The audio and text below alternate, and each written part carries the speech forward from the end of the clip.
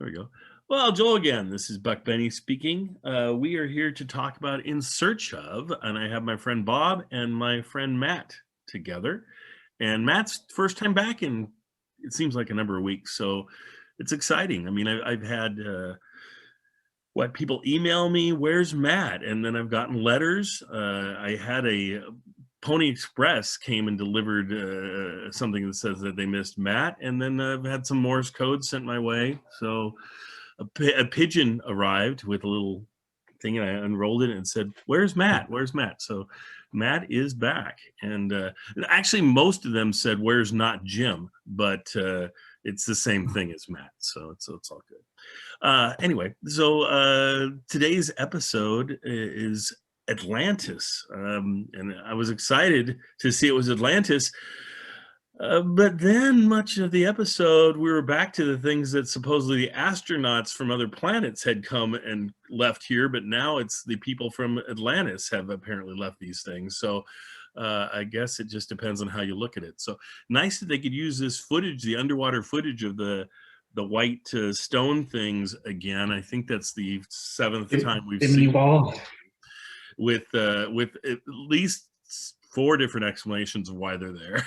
So anyway, having gone there, let's go over to Matt since he hasn't been here in a while.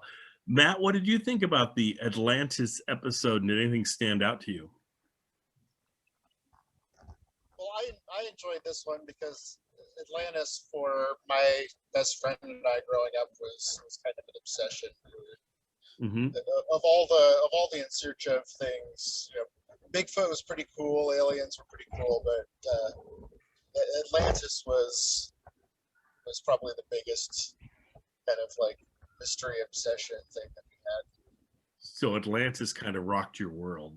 That's awesome. So it was, I was excited for this episode. It was good. And yeah, I thought that was funny.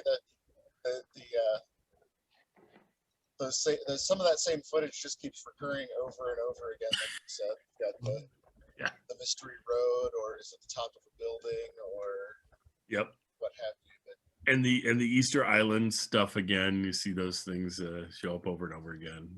It's really that one's quite a bit of a stretch to tie that to the Atlantean civilization, unless you're making actually a worldwide underwater culture, not just the ones.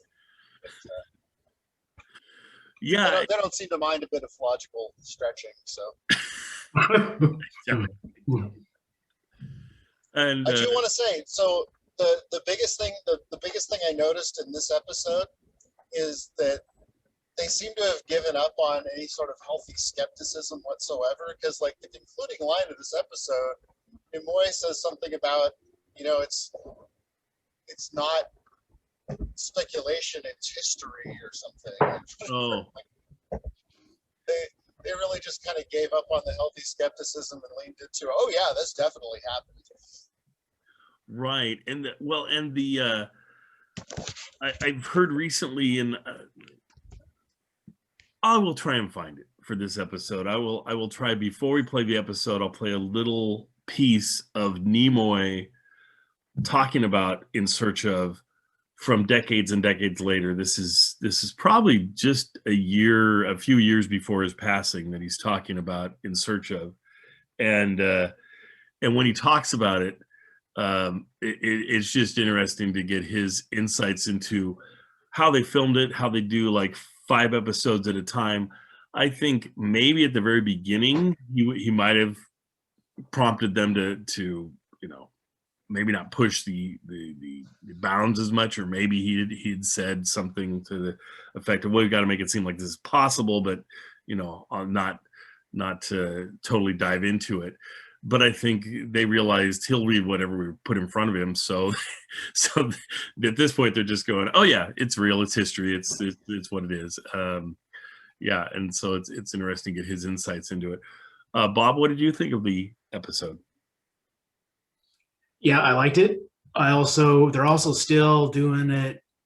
Looking now, now they're using computer algorithms in like Google Maps. Like they put in all the stuff that Plato said. It's got an inner ring, an outer ring, and a bay. They put that all into the computer, and it's like picked out spots around the world that Uh-huh.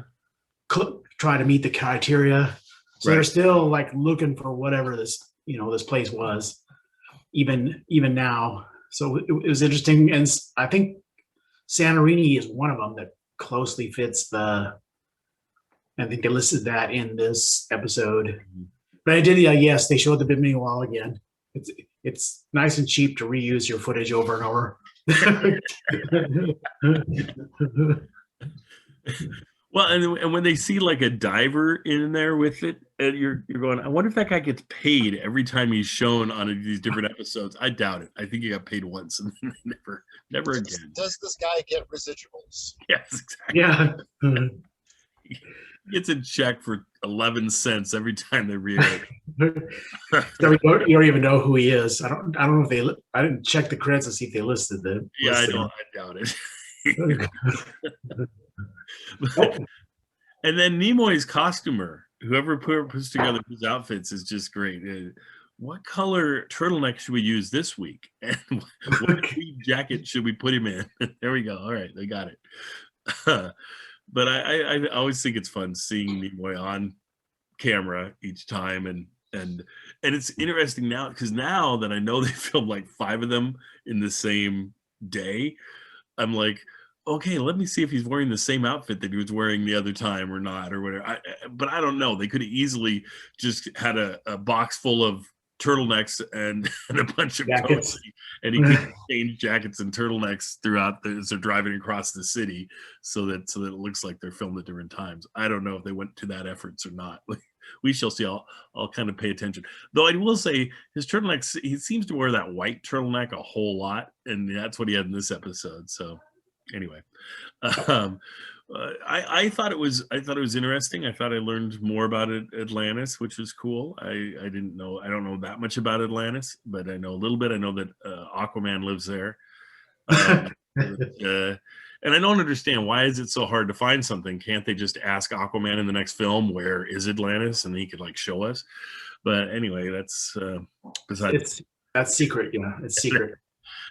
Does Namor over on the Marvel side, does he live in Atlantis? I don't think so. Is he? Matt, you know anything about if he's from Atlantis as well, or if it's just Aquaman? I always assumed that he was, but I'm not sure that they made it as explicit. See, now there's a whole herd of geeks folks out there going, oh my gosh, I can't believe they don't know about Namor. He was from Atlantis. Just, I don't know, but whatever. He's not one of the characters that I'm firmly. I just looked it up. It says Namor's birthplace is Atlantis. Oh, okay. So he and Aquaman must have been like stepbrothers or something. I don't know how that works. They should have a crossover with both of them in films, and no one will come. But anyway, well, it's like the Greeks and the Romans had different names for the same god. Yes. So maybe Namor is just what's Aquaman's Arthur Curry, isn't it, or Arthur something? Yeah. Maybe that's just the DC name for that guy. Could be. Well, and certainly in the movie, the person they are portraying Aquaman looks more like Namor than he does like Aquaman, in my opinion. I always think of Aquaman as a blonde-haired, short-haired guy, but this is long-haired, dark hair sort of thing. But anyway, we're probably straying too far off the course with this. Never happens. It never happens here. Yeah. I mean, we're still talking about something vaguely water-related, right? That's right. Did I tell you I used to have this boat, and we bought this boat for $10, and we put a motor on the back of it, and we were going in this little swamp, and we hit a stump, and it took off the whole back of the boat along with the motor, and so the boat sank, and oh yeah, it was quite the event. But anyway, that's my other water story. I did not find Atlantis as we sank in our boat, though, over there in the swamp. Anyway. Onwards and upwards. Yeah, this was an enjoyable episode. It's not of the same video quality and sound quality that we've had recently. I had to listen carefully because it sort of is very bassy, and so I hope you guys can hear it okay and everything. Turn up your treble, turn down your bass. But I would assume they would cover Atlantis, but I didn't know that they were going to cover it this soon. And they just do a nice job. Every episode is interesting. Oh, the guy that they had that predicted all these things and it predicted his own death and predicted the end of World War II and predicted all these things. And one of the predictions was that we were going to find Atlantis in like 67 or 68, I believe. And they played it up like we found something there. I didn't quite get that part. Did we find some? Is that where they found the white things? I think so. Yeah, I think they tied that was Edgar Casey. Yeah, that made that prediction. But yeah, the Bimini Wall, I guess they think is Atlantis. Okay, and they found it around that time frame. I think that was what. Yeah, because I remember they threw in Antarctica at some point because it's got a landmass that looks like it was further north. Right. At one point, I think they threw that in there too. Maybe it was that. Anyway, yeah. Anyway, interesting episode. Matt, anything else to throw in on this episode that stood out to you or anything? It's neat to know that this is one of those things that you were really into. I mean, it's just so cool revisiting this stuff from all of our childhoods and where we can go, oh, I remember this one. But anything else, Matt? No, I'm always looking forward to the next use of the underwater wall to see what it will be evidence of next. We can get it in somewhere. What I really am looking forward to is when they do their Loch Ness episode and they get a picture of Loch Ness swimming over the wall thing that they kind of tie it in. Anyway, all right. Enjoy the episode we have, and we are just enjoying going through all these old In Search Ofs. They're a lot of fun, and anytime you can spend a little bit of time with Leonard Nimoy and hear that wonderful voice, it's always fun. So enjoy.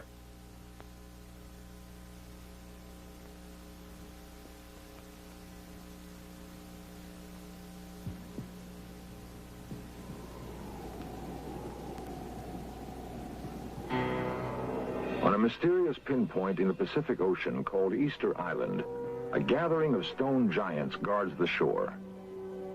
No one knows who carved them, why they exist, or how the 50-ton monsters were put into place. Yet they're here, unexplainable gargantuan pieces in a baffling mystery.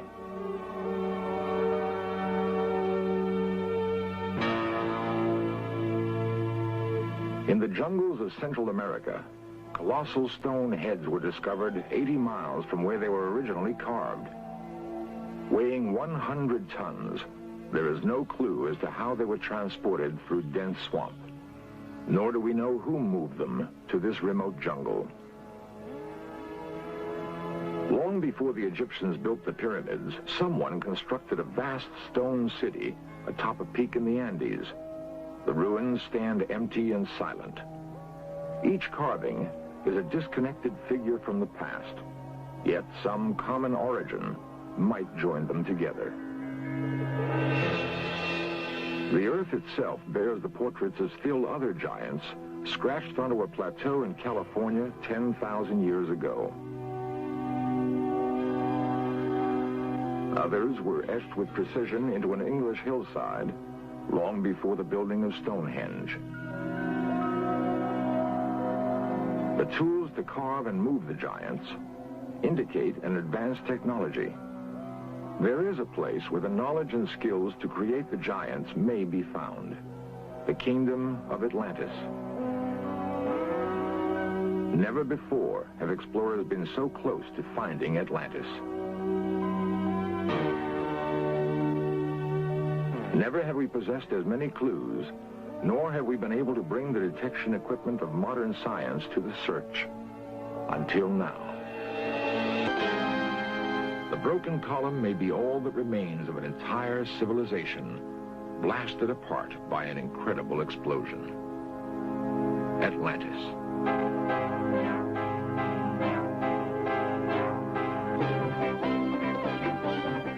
This series presents information based in part on theory and conjecture.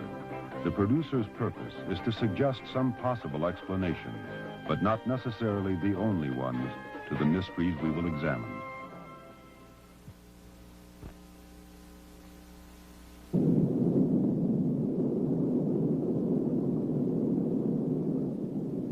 There occurred violent earthquakes and floods, and in a single day and night of misfortune, the island of Atlantis disappeared in the depths of the sea. So wrote the Greek philosopher Plato in the year 421 BC. Since then, adventurers obsessed by the tale of Atlantis have searched for traces of the remains of the fabled kingdom. Atlantis was said to have been a great city-state, ruled by a race of men supposedly descended from the gods. Was it a real city, a wondrous land, or a myth, a tale created by someone's wild imagination? If Atlantis existed, it would have been a place where technology was far more advanced than anywhere else on Earth. To discover such a city, we may use as clues descriptions that can be found in the writings of the great Greek philosopher, Plato. At first, a small Greek island in the Aegean seemed an unlikely place to start the search, for Plato had written of a great and wonderful empire. They had conquered almost all of Africa, he reported, and more than half of Europe. Such a kingdom hardly fits the image of a tiny island like Santorini. In 1966, however, the remains of an ancient building were dug from beneath 250 feet of ash and lava. Its broken walls signal the first discovery of a great city.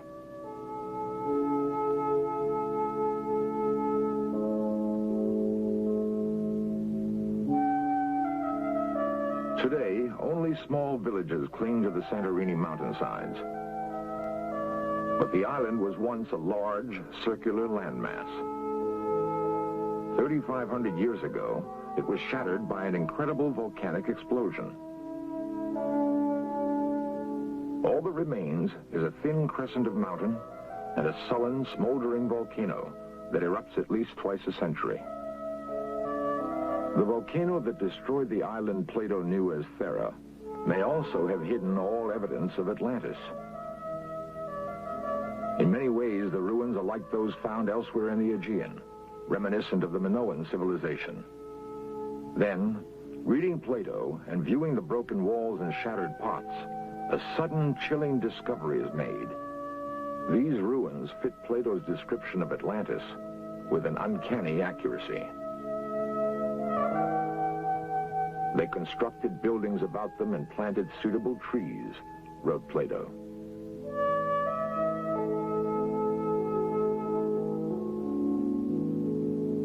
Whatever fragrant things there now are in the earth or woods, or essences which distill from fruit and flower, grew and thrived in that land. They had such an amount of wealth as was never possessed by kings and potentates, and is not likely ever to be again. The entire area was densely crowded and kept up a multitudinous sound of human voices, of din and clatter of all sorts, night and day. There were the king's baths, and there were separate baths for women, and to each of them they gave as much adornment as possible. There were many temples built and dedicated to the gods, also gardens and places of exercise. Plato tells us the citizens of Atlantis were skilled engineers, astronomers, and architects. He describes buildings and tools, and time after time we see in the ruins of Santorini the almost eyewitness accuracy of his account. The clockwork gears fished from the Aegean Sea are part of an ancient computer. It was used to plot the course of the planets and stars across the skies of Greece. The first modern computer was built in 1930, yet these gears were fashioned 2,000 years earlier. Based on a highly advanced understanding of physics, mathematics, and astronomy, there's nothing else like it in classical Greek technology. but it may have derived its origin from Plato's Atlantis.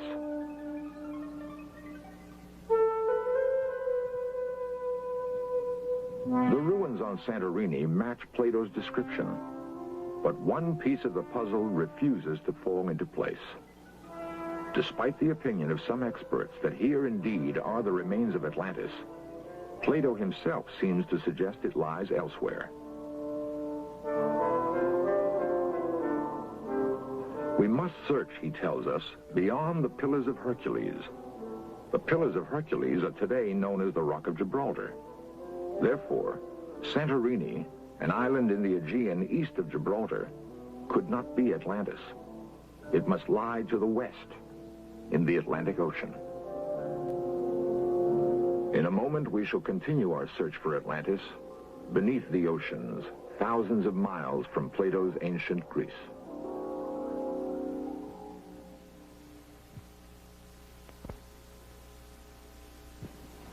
The geography of the Earth is not constant. Dry land was once covered by ocean. What is now seabed was once mountain and forest. The Atlantic Ocean that now separates the Americas from Europe and Africa is so familiar, it's hard to imagine a time when it was not always there. But once, a great landmass stretched over what is now the Atlantic Ocean, bridging the Mediterranean and the Caribbean. Beneath the surface of both of those seas are the broken remains of ancient cities. They may represent the eastern and western ports of Atlantis. The search for the eastern border of Atlantis begins just beyond Gibraltar in the Spanish city of Cadiz. Once a Phoenician port, Cadiz is among the oldest cities in Europe. Here, Dr. Maxine Asher of the Ancient Mediterranean Research Association met Spanish diver Francisco Salazar Casero.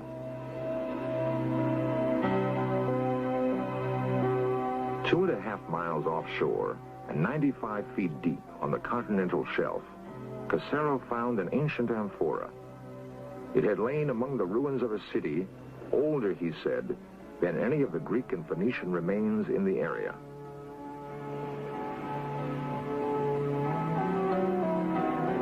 And here, the mystery of Atlantis is complicated by the modern world. According to Dr. Asher, the Spanish government revoked their permission to dive at the site. Spanish politics, she says, have prevented further underwater exploration off Cadiz. Although halted, the Asher expedition produced a significant find. It indicates that the east coast of Atlantis might have been precisely where Plato had placed it. As he said, beyond the Pillars of Hercules. There is other evidence to support Plato's description of an island that was greater than Africa and Asia together.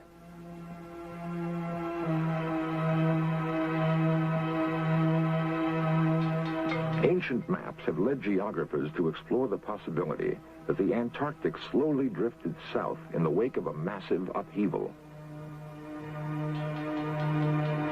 Whatever the reason, we know that once it was part of a much larger landmass. The western edge of that land may lie here, beneath the crystal waters of the Caribbean. The actual discovery, however, is no more astonishing than the man who predicted its very existence. These strange blocks were first seen in a vision by the most remarkable mystic of all time, Edgar Cayce. Edgar Cayce was known as the Sleeping Prophet. Hundreds of astonishingly accurate predictions are cataloged in the archives of the foundation which bears his name. In 1939, Edgar Cayce predicted the end of World War II and his own death. Both events, he said, would take place in 1945. He was right. He foresaw the freedom of India from England, the death of John Kennedy, and a number of geological changes that are still to take place. Edgar Cayce's most remarkable prophecy, however, concerns a lost kingdom. Geological upheavals, he said, would bring about the rediscovery of Atlantis. Casey saw Atlantis breaking up into 5 islands. The largest he called Poseidia. And Poseidia will be among the first portions of Atlantis to rise again, expected in 68 or 69.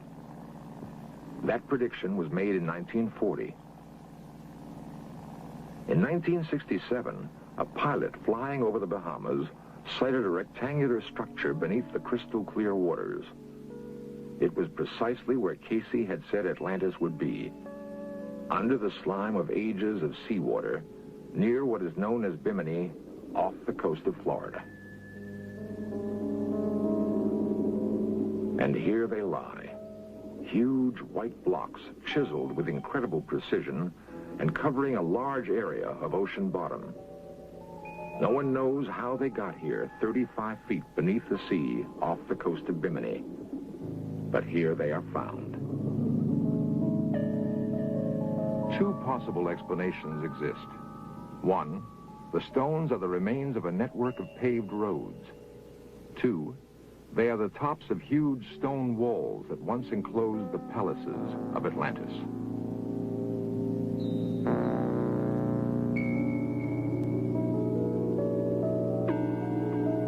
Author Peter Tompkins filmed the work of an expedition that hoped to locate Atlantis using clues from Casey's writings.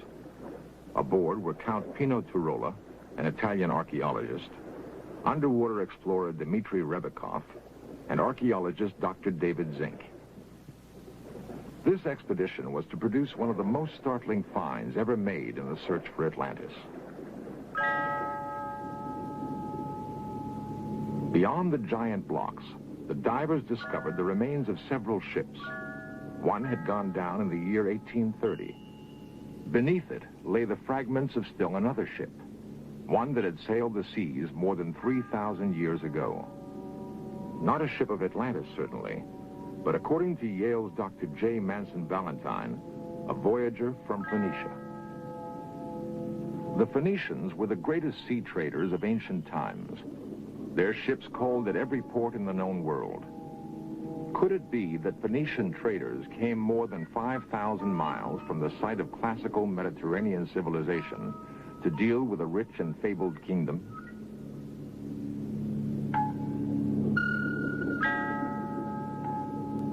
The question posed by the wrecks and the blocks of the Bimini Wall remained unanswered as the expedition continued to explore the waters off Bimini.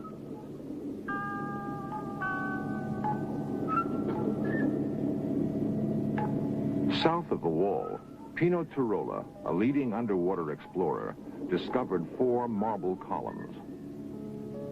At first, it was thought they were bits of ballast from a wrecked ship. After days of diving and investigation, Turola developed a different theory. He believes that the columns could be 12,000 years old, actual relics of a center constructed in stone and marble. There are more tests to be made.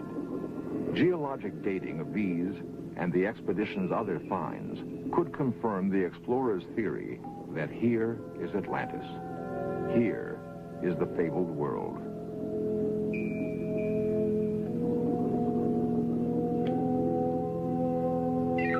Here, ships may have visited a crowded port. Here, marketplaces may have been filled with the multitudinous sound of human voices that Plato told us about. The din and clatter of all sorts, night and day.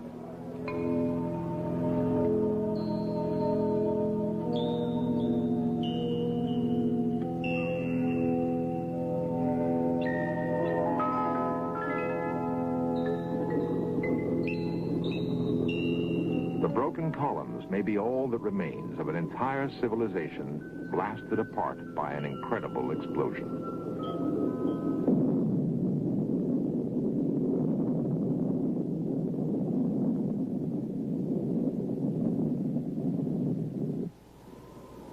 At every one of the sites we have investigated, there are artifacts of a remarkable civilization. But nowhere can we find the remains of the people who once lived in Atlantis.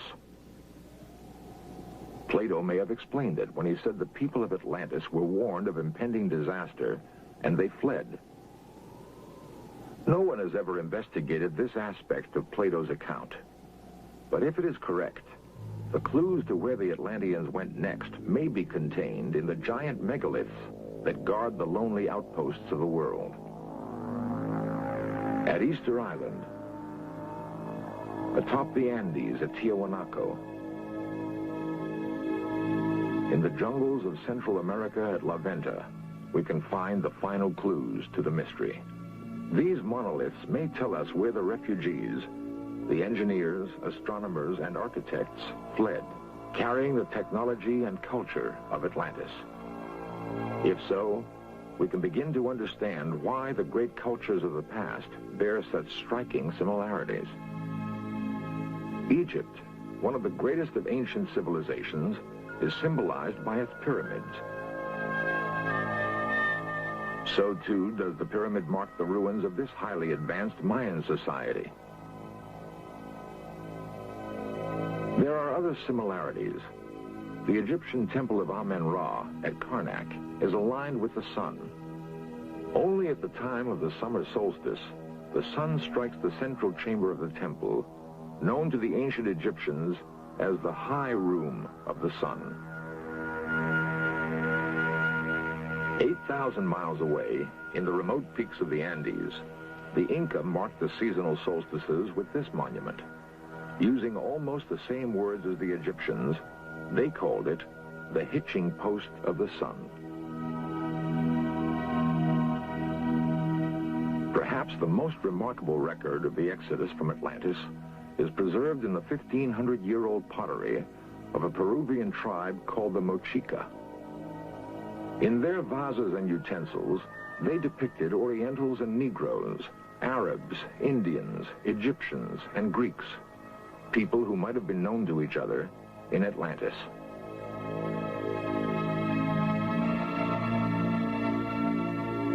In the stones and bones of the past, we've made a startling discovery.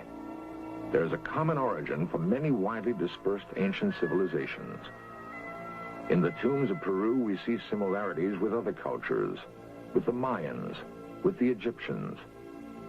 In the development of mathematics and astronomy, we see links that may reach back to a common origin in Atlantis. And most startling of all is the shared belief in eternal life.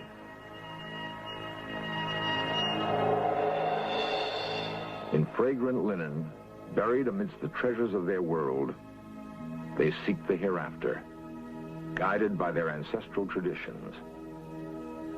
Perhaps their ancestors were the people of Atlantis. We have attempted to piece together the jigsaw puzzle of history that has been scattered by disaster. In so doing, we've found what may be the only remaining traces of the lost kingdom of Atlantis. Of one thing we can be certain: the memory of Atlantis is no myth. It is history.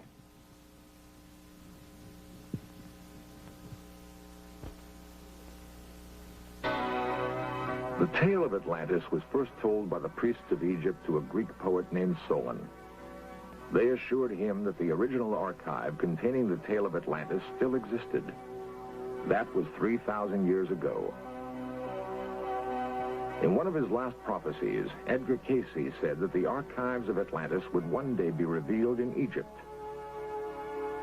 Soon, a new expedition will begin the re-exploration of the pyramids of Egypt, searching among the hieroglyphs and tomb paintings for the absolute proof that once, back before the beginnings of history, a marvelously advanced civilization of human beings once ruled the earth from an island continent called Atlantis.